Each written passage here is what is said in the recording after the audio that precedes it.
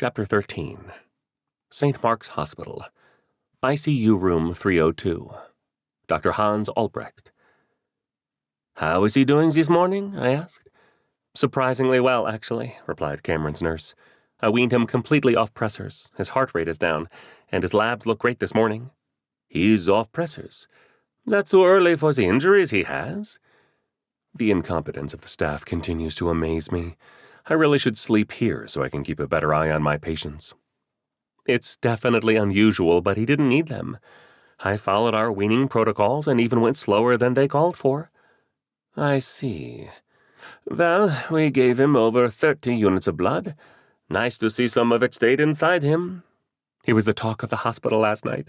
I heard the blood bank had to call downtown to get more units delivered, since Dr. Turner nearly took every unit we had on hand. And he needed every drop. The knife transected both his carotid artery and the jugular vein. Frankly, I'm surprised he didn't die in that room.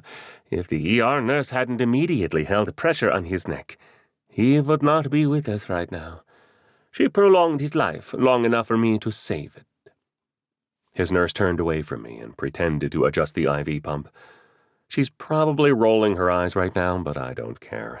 It's not bragging if you can back it up. "Yes, another great save, Dr. Albrecht. Dr. Turner is lucky you were available yesterday." "That he is. It's a shame he won't be able to sing my praises, though.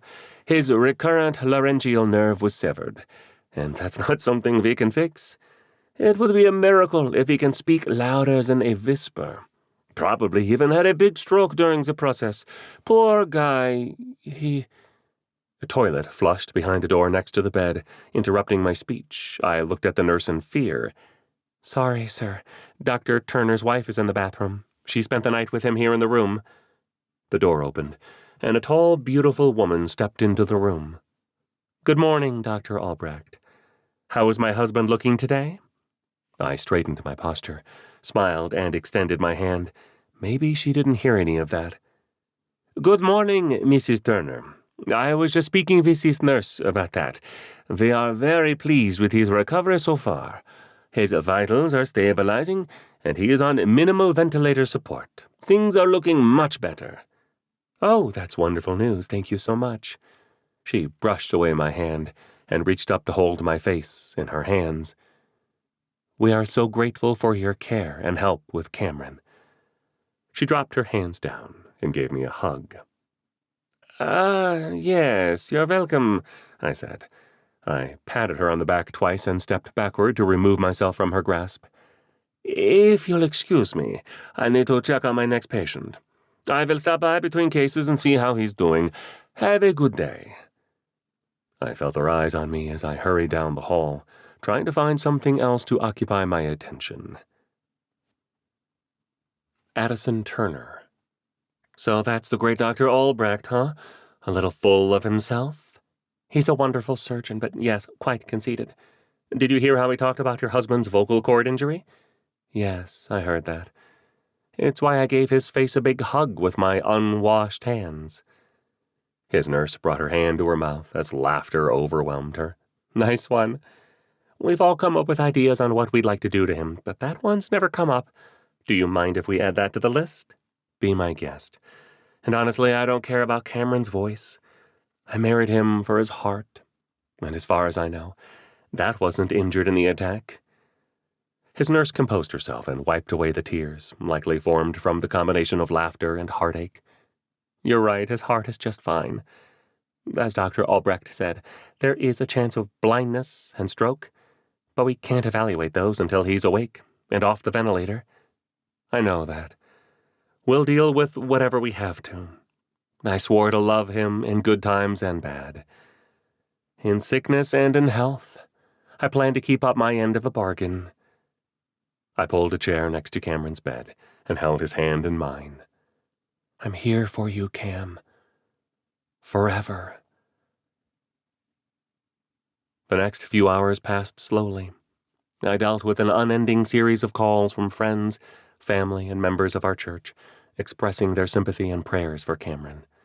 Several of his colleagues from the emergency department stopped by to check on him, each one wide-eyed, knowing it easily could have been them, lying in that hospital bed instead of my husband. The ER attracted people in their worst moments, whether from mental health, addiction, assault, medical disaster, or many other problems. Combine that with administrations who felt armed security gave off a bad vibe, and it was a horrible setting for staff safety. Unfortunately, they learned a lesson at the expense of my husband. I stood and stretched, before leaning in and touching Cameron's cheek. "Love you, Cam. I'll be back soon." It was time for a break. I found his nurse sitting at a computer between two rooms. "Hey, I'm going to grab some dinner before the cafeteria closes. I'll be back in a bit." "Okay, take your time. My shift ends in 10 minutes, and the night nurse will take over. I'll give her an update on your husband's progress," she said. "I'll be here in the morning, Mrs. Turner. I'll keep praying for your husband. I started as soon as I heard what happened, and don't plan to stop anytime soon." I smiled weakly. "Thank you. I appreciate that." I exited the ICU and followed signs on the wall toward the cafeteria. Instead of rows of food, I found myself in front of a bank of elevators, and a sign telling me the cafeteria was 2 stories below. I pressed the down button and waited for an available car to arrive. My phone vibrated in my pocket, and I jumped back. My heart rate spiked, and it took a moment to control my breathing. The screen displayed another random number, not in my contact list. I declined the call and then powered down my phone. I needed to be alone. I glanced at the elevators, but still no car yet. "Come on, where are you?" I balled my right hand into a fist and slammed it into the call buttons repeatedly. Tears broke loose, and I hung my head as I bawled. "I can't lose you, Cam. Our family needs you." I leaned forward and rested my head on the frame of the elevator door. The elevator dinged and forced me to compose myself. I stood up straight and wiped my eyes as the door opened. A tiny elderly woman dressed in a black habit exited in front of me. "My dear, what's wrong? How can I help you?" asked the nun in a soft voice. "Nothing. I'm fine. Thanks. I'm actually just going to grab some dinner." "Oh, wonderful. I would love some dinner myself. Do you mind if I join you?" I wasn't exactly looking for company, but her face radiated pure compassion. How could I say no? "Sure. I could use someone to talk to. My name is Addison Turner." "Nice to meet you, dear. My name is Sister Margaret. Now, Turner, by any chance, are you related to Dr. Cameron Turner?" "Yes, he's my husband." She reached up and put a hand on my shoulder. "Oh, dear. I think we have some things to talk about then." She used her other arm and pushed the button for the first floor.